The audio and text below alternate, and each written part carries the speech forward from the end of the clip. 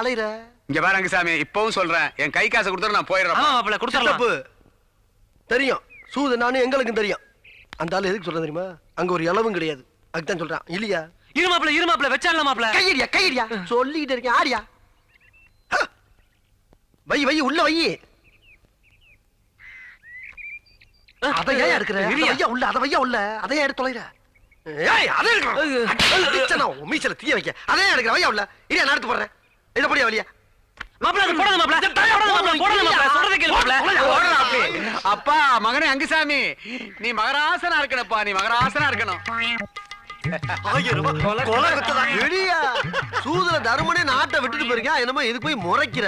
வெற்றியும் தோல்வியும் வீரனுக்கு ஜகஜம். டேய், ஒரு கட்டுல எத்தனை காடுன்னு தெரியுமாடா உனக்கு?